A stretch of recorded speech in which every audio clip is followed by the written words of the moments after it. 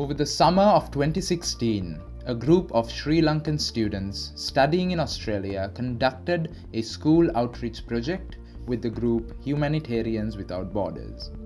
The project was sponsored by the New South Wales chapter of the Institute of Engineers Sri Lanka. Over 1,200 students across 9 schools in 3 regions in Sri Lanka were participants. Students were exposed to the concepts of engineering, renewable energy, and critical thinking. ඔබ පැමිණි ශ්‍රී ලංකාවේ ගම්බද පුංචි පාසලකට.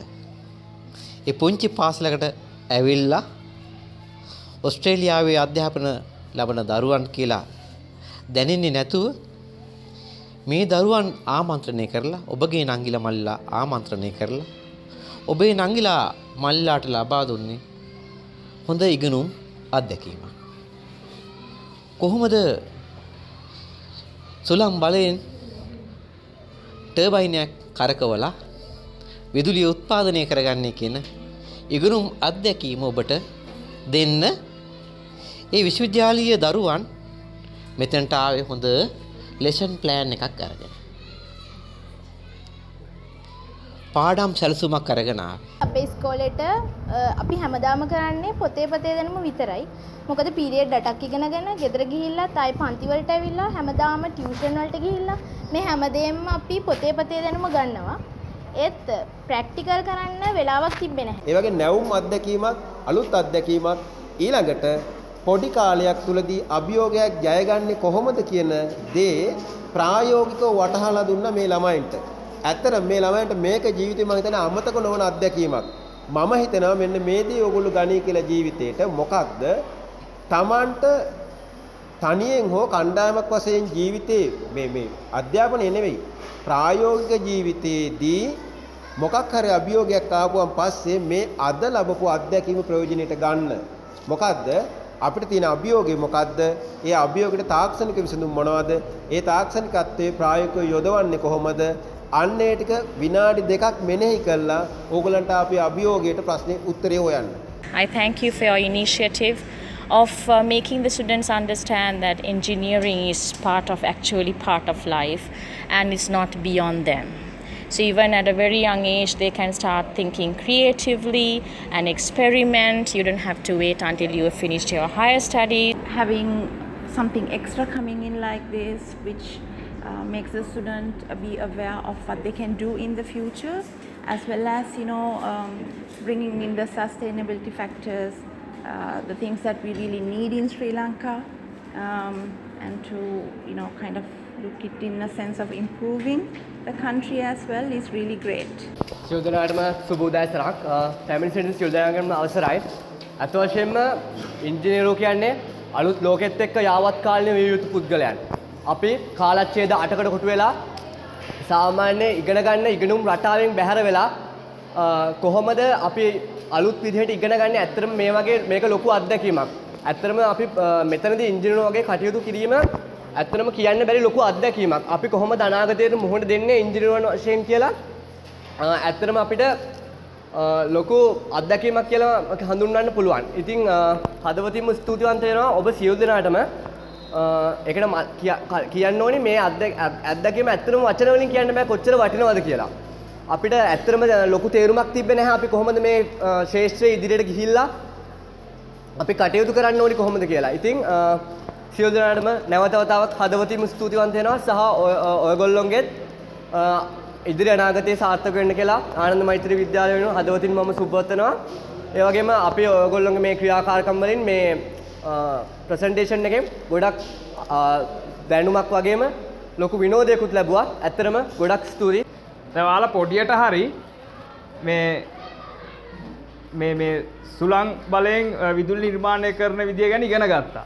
හරි අර අන්තිම slide එකේ දාලා තිබ්බ එක දිහා බලලා මම මේ කියන්නේ මේ ඉංජිනේරුවෙක් කොහොමද නිර්මාණය කරන්න කියන එක. හරිද?